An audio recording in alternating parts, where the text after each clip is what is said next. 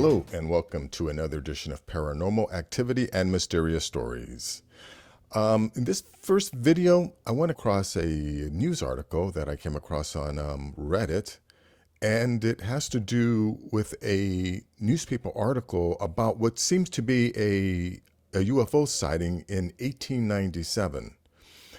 And, this is another example of people throughout history seeing these alien crafts, and I don't understand where the notion that they're visiting from other planets comes from.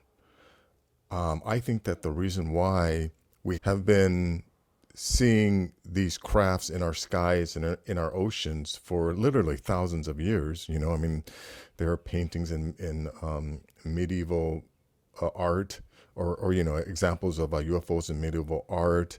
There are petroglyphs and cave paintings, and a lot of other examples of people in the past seeing these strange crafts in the sky. So I'm of the belief that the reason why we've been seeing them for so long is because they also live on this planet. They're not visiting. We just happen to see them, in between wherever they're coming and going from. Obviously there's something going on out in space. There's a lot of ISS footage of objects entering and exiting our atmosphere all the time. So let me get to this story, and we'll go from there. Oh yeah, and also want to show you some other videos that I came across on Reddit. What's interesting is that I used to come out with these videos pretty much on a regular basis, but I'm still looking for UFO stories. But interestingly enough, there hasn't been as many UFO stories in the media, or in the usual places that I would look. So I think that's kind of interesting. But anyways, so again, this is from April 19th, 1897. About 6 o'clock this morning, the early risers of Aurora were astonished at the sudden appearance of the airship which had been sailing through the country. It was traveling due north and much nearer than Earth than ever before.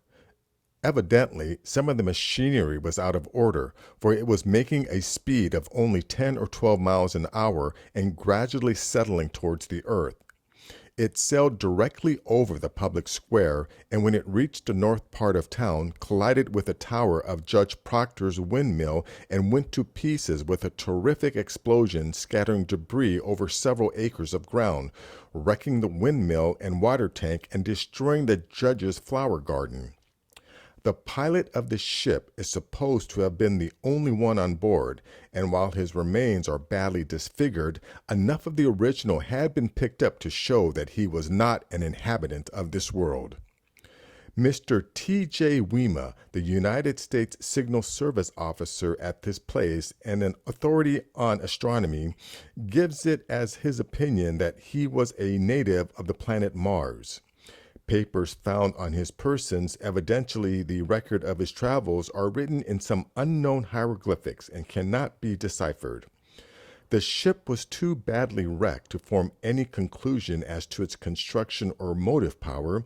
It was built of an unknown metal, resembling somewhat a mixture of aluminum and silver, and it must have weighed several tons. The town is full of people today who are viewing the wreck and gathering specimens of the strange metal from the debris. The pilot's funeral will take place at noon tomorrow. Now, that's interesting. They have some written documents and pieces. Like, I wonder whatever happened to the wreckage from this, like today. All of these different people, there must be grandchildren or great-grandchildren who were handed down these things. If these people still have these things, it'd be real interesting for someone to possibly do some more research on this. But this isn't the first newspaper article from the past that talks about UFOs, either crashing or, flying through the sky. So these things have definitely been, been in our, yeah, been in our skies or with us for a long time. And again, like for them to automatically assume, well, I guess I can understand why, when they found the pilot and they looked at it and they go, oh, he's not from this world. Yeah, I can understand why they would assume that. But how about, what if we were also, or we could also make the assumption that that this pilot is, inhabits a different part of this planet. Like from my understanding, right? We've only explored less than 5% of this entire planet. I don't, I'm not exactly sure on those specifics, but supposedly we know more about the surface of the moon than we do, you know, the our own planet. Well, I think the public, I think that's true for the public, but I'm sure there are people in very high places who are very much aware of everything that's going on in this planet. But anyways, that's for another story. Let me show you some of the other things that I've came across on Reddit here. Now this one, after reading some of the comments, some people were trying to say that it's some kind of CGI. Who's to say? I don't know. But apparently this was someone was out taking video footage of lightning in the sky, and he had it on a slow motion mode, and then this is what he came across. Did you see that? Let me play that again.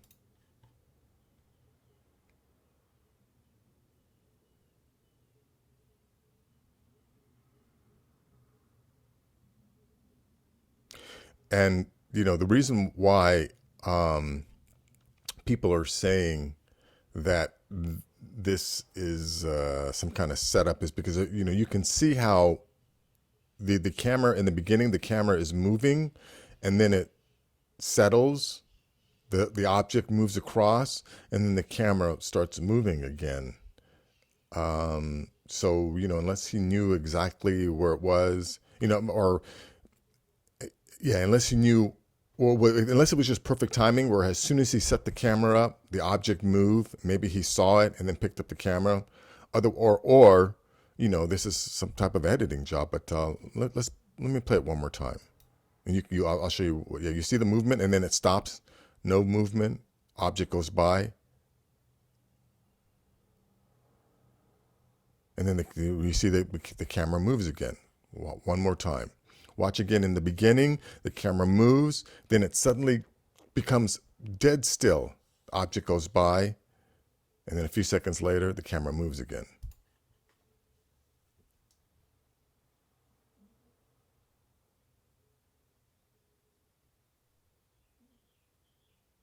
See there, the camera moves.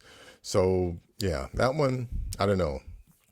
But I'll leave a link in the description to these videos. Here's another one about these Argentine UFOs. Now I know there have been a lot of UFO videos coming out of South America. Yeah, this one, after watching it, yeah, they're definitely moving in unison. Or not necessarily in unison, but they seem to be connected.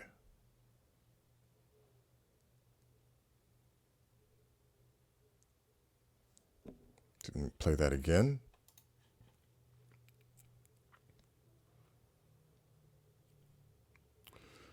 And I have seen a lot of other videos of these little objects. Some people want to say they're birds or that they're balloons, but they're actually moving into very specific formations. I'll have to look for these videos, but I've seen some other videos where people have pointed out how these objects in the sky are actually forming star constellations. And, you know, I know a lot of people, or maybe some people don't know, but, you know, there's a theory that the reason why the Pyramid of Giza is placed in the formation of Orion's belt is to show any passing craft that happens to scan our planet that, you know, that the inhabitants of this planet have the intellect to recreate star constellations. You know, that lets them know that there's intelligent life on our planet. You know, like, yeah, if a passing UFO scans the planet and it recognizes the, you know, of the formation that resembles star constellations that they're used to seeing, you know, because again, if you travel through space, you use star constellations to navigate. So if, you know, they see on a planet that the inhabitants of the planet are able to recreate star constellation, that generally, or it's supposed to be a sign to the passing aliens that there's intelligent life down here. But anyways, let me get to the next video. Now this was from Peru.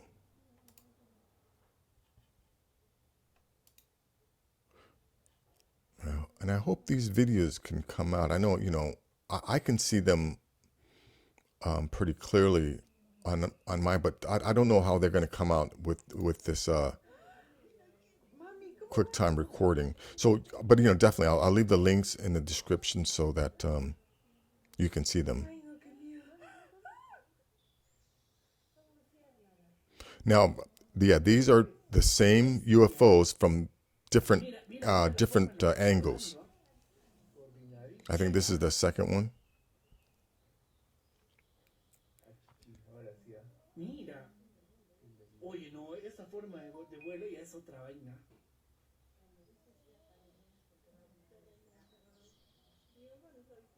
Sí, pues. No, tío, hace rato ha sido más. Hace rato ha sido más. Ya creo que eso de los japoneses era cierto. Se habían preparado para. Adair, mira, sale a tu ventana y mira hacia la. No va a ver, le va a tapar la San Pedro. Ah, le va a tapar la San Pedro. Que venga, si no, al toque. Al toque, al toque, dile. Pero que vuele, que vuele. Que vuele, que vuela. Corre, corre, corre.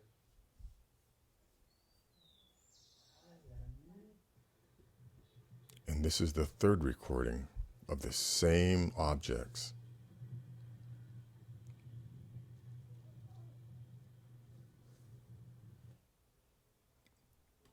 And that's that. But you know, people in South America and Central America have been seeing these objects for a long time. I met someone from Puerto Rico who told me that, you know, that there's a hill that whenever they get bored, you know, as teenagers, yeah, whenever they were bored, they would drive up to some hill to watch the UFOs, you know, flying in and out of the oceans or flying by. So it's supposedly pretty normal for them to see this stuff. And from my understanding, I don't think their media actually covers this stuff. You know, there's that, I think in Mexico, there's a guy named Jaime Maussan who routinely makes videos like this or documentaries and specials. And so, yeah, so that's that. I'll leave the links in the descriptions to these videos. If you like videos like this, please give this a thumbs up. I could really use it. I could use more subscribers too. You know, if you like videos like this, please subscribe. It'll really help me out here. But that's it for this video.